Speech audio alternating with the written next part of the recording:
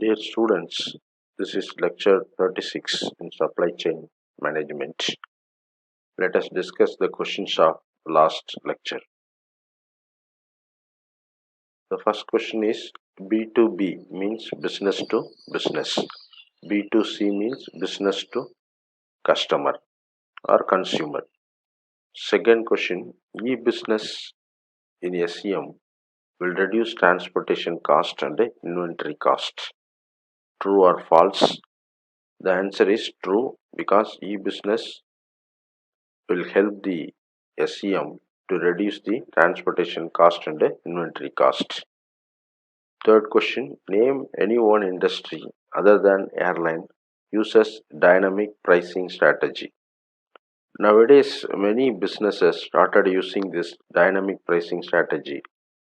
Particularly, we can quote the example of tourism industry, where the pricing is based on the various seasons or weekends or working days like that. Now we are going to discuss the concept routing and scheduling in supply chain management. Vehicle routing systems help transport managers plan and optimize the daily vehicle routes, enabling them to reduce both fuel cost and fleet size. We had already discussed that transportation, that is moving products from one place to another place, is the important activity of logistics part in supply chain management. Transportation involves money, that is cost, time and manpower, and also it plays a vital role in satisfying the customer's request. So if we plan and optimize the transportation activity in supply chain management, certainly it will enable the supply chain system to reduce the transport cost and so to increase the supply chain surplus, that is profitability. Here comes the concept of routing and scheduling in transportation to optimize the transportation cost and time. Now we will see what is routing. Routing is the process of finding the most efficient way to visit a set of stops. That is, in supply chain system, the manufacturer or distributor or retailer who wants to visit a set of stores or customers, so that routing is the process of finding the most efficient way to visit a set of stops. Then what is scheduling? Scheduling is the process of arranging stops in the best possible order while accounting for factors such as traffic patterns and customer availability.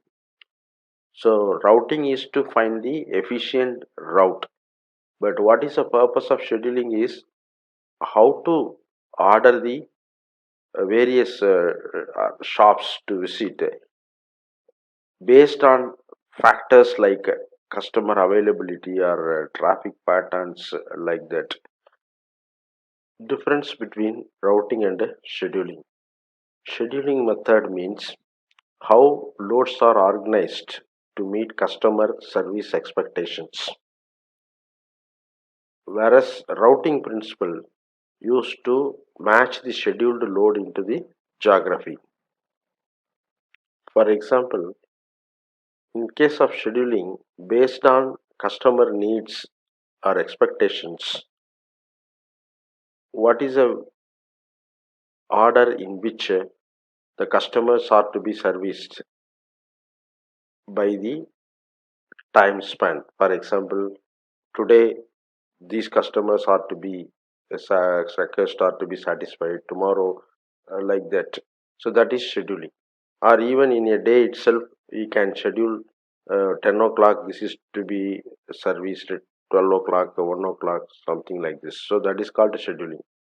Once we schedule that, after that the routing principle will come in the picture. That is, for this scheduling what is a efficient route, so that to finish the scheduled delivery within the particular span of time. Then trunking and stem mileage principles. Trunk and stem actually parts of a plant. Trunk is nothing but main stem of a plant. So as you see it in a tree, the routing may be implemented by combining different routing principles, for example called hub and spoke. We are going to discuss hub and spoke method in the coming slide. Routing and scheduling choices. The block diagram shows that how the choice of routing and scheduling is made based on various characteristics of supply chain system. If we take the first one, operational factors, the supply chain system should consider customer characteristics, environmental characteristics, and company characteristics. So based on that, then we move on to the day-to-day operational characteristics.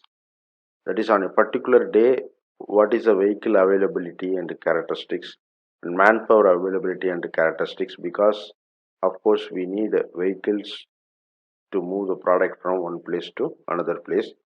So we should ensure that vehicles are available. Suppose if the vehicles are fixed with some other schedule, then accordingly we have to rearrange that. So based on these operational factors and day-to-day operational characteristics, routing and scheduling method will be decided. Then we go for load plan, that is loading the products based on the customer service level and cost efficiency.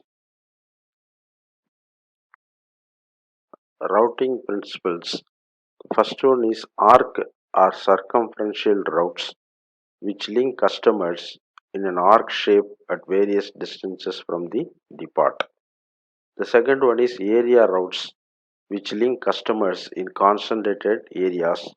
Third one is radial routes which link customers along radial patterns to and from the depot. We'll see the diagram which represents these methods in the coming slide. Next one is scheduling principles. The first one, simplified delivery system, that is consolidation in small geographical area, that is consolidate various deliveries in a small geographical area. Second one is the petal method, that is applying milk runs and set delivery days. So we already discussed what you mean by milk run. Then third one is the savings method, that is deliver goods en route, that means on the way. The diagram shows various routing and scheduling principles. Look at the diagram. The square shows that as a center, that is the place from which we have to move the products from various delivery places. The dot, what you see, that is called as the actual delivery places, that is to whom we have to deliver the products. So always we have to start from the center and visit the dots, that is delivery places. Then again we have to come back to the center. Then only we can take the products again and visit the other delivery places. So in this way we should understand the various routing and scheduling principles.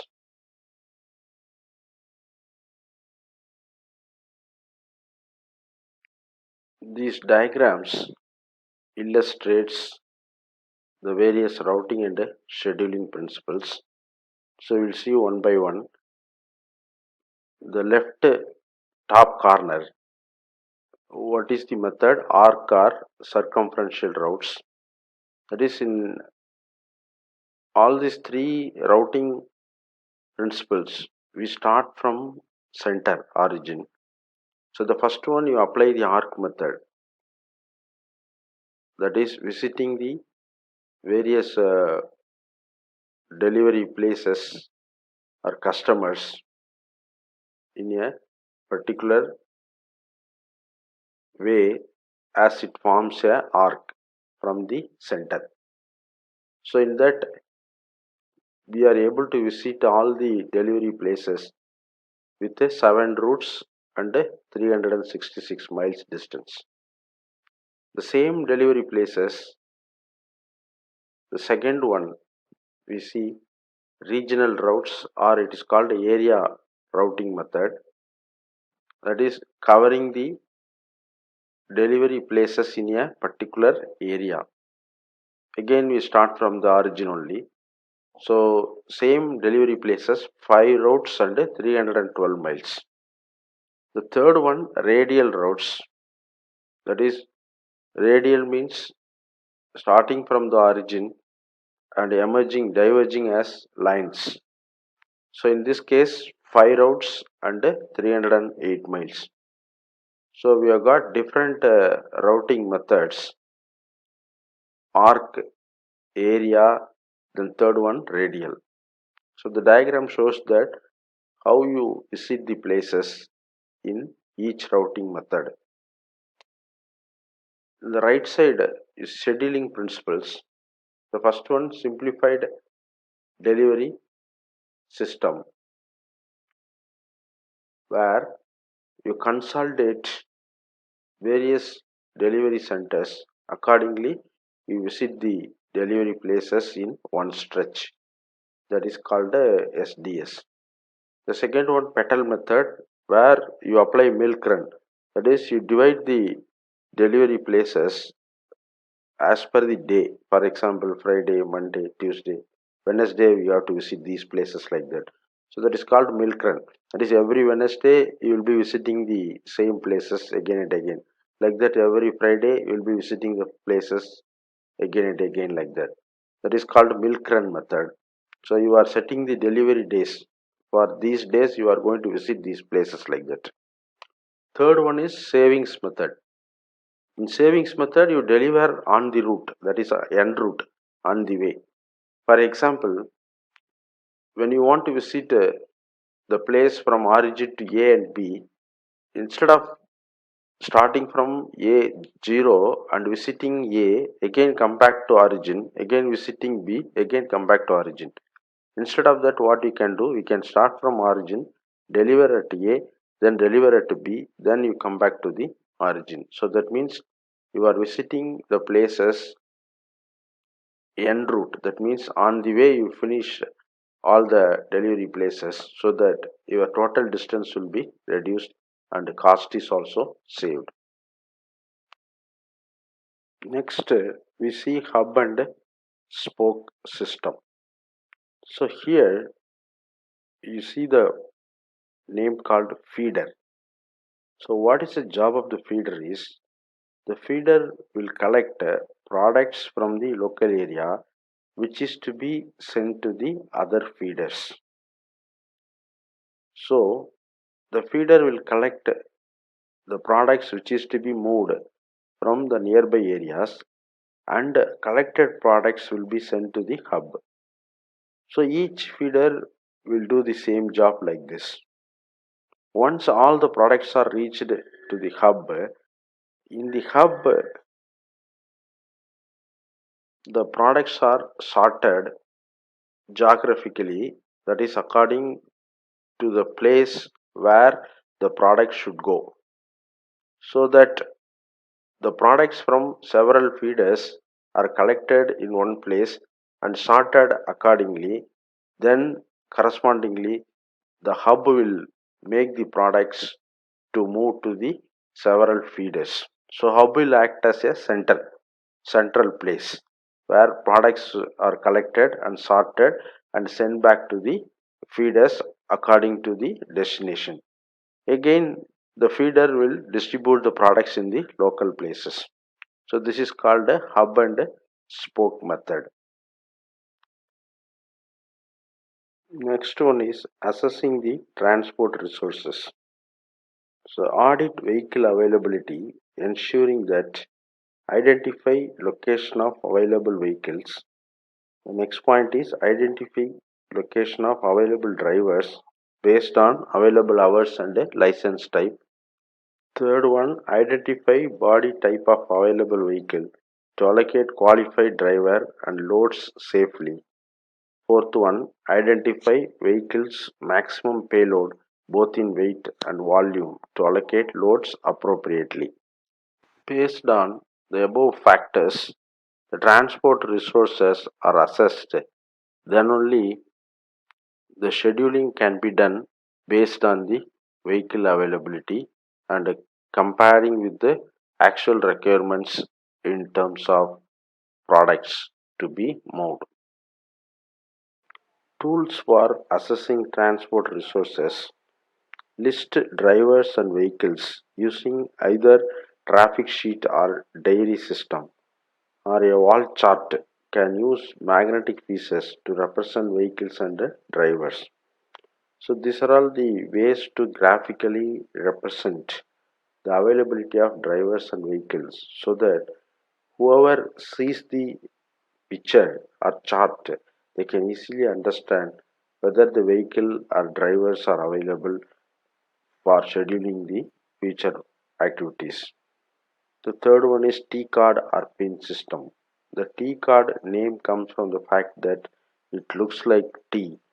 So wall mounted racks with slots for cards or pins so that we can understand what is the availability or scheduling of particular vehicle or driver for particular week or particular day or within the particular day itself based on the time. So based on the application and nature of work, the diagram will show the availability or how these vehicles and drivers are utilized in a particular span of time. Or we can use database or bespoke traffic system. Bespoke means specially made for particular customer. Data that needs capturing for routing and scheduling. We need address of the customer including pin code, order details such as product and what is the quantity of the product. Next one, order size and weight so that we can decide the load of the vehicle. The last one, special requirements if any. So all this information are found in a delivery note. Next we see what are the requirements for scheduling. List of loads to be delivered to include, the first one is geographical address to the pin code level. That is, we should know the geographical place where the products are to be delivered in terms of its address with the pin code. The second one is any physical unloading constraints or restraints. For example, loading bay is very low or small vehicles only. Sometimes the road may be very narrow road, something like that. So based on the constraints, we have to choose the vehicles and any customer service constraints. For example, closed for lunch break, delivery day and time. For some places, we have to deliver only in the daytime. For some places, we can deliver any point of time like that. Next one is vehicle resources available to load. It is what are the vehicles are available for the scheduled time. The last one is routing method. So what is a routing method we are going to apply? Arc method or area method, or what is the third one? Radial method. Next, we see how delivery data is captured. Sales staff take orders from customers and manually enter order into a pre-printed or multi-sheet delivery notes. That means they will enter the order, already printed formats will be available. So in that sheet they will make a note of orders or manually enter order into a computer system that prints delivery notes. This we can manually enter like a Excel or Word or like that. Or we can have a database system to select customers delivery address and goods orders which produces a digital delivery note. But nowadays sales staff are using the third one, that is database system with the customer's address. Once they enter the goods to be delivered, then it will automatically produce a digital delivery note. Data capture methods. So, how to capture the data? The simple method is pen and paper. The second one is hand inputted by computer operators. So, you can type the data, or scanned using barcode system, or received by EDI or other digital formats such as XML or email. So, you can receive the data through email or XML format. The last one is entered directly by a customer through a website.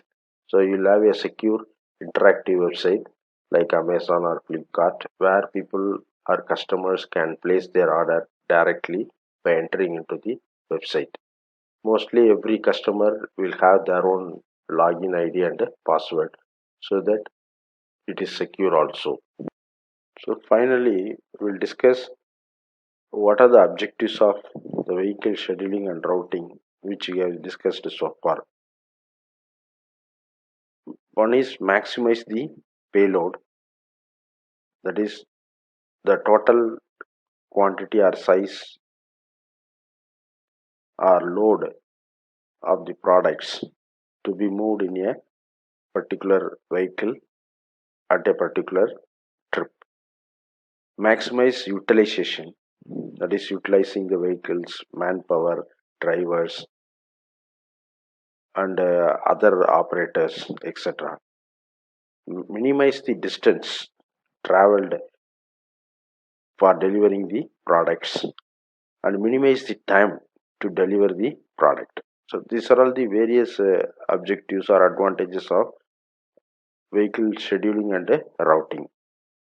Constraints: when we schedule and route deciding, we have to see the customer requirements, that is to be given priority.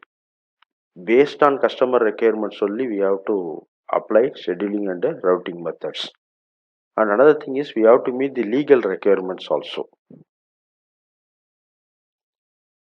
Students, answer the questions.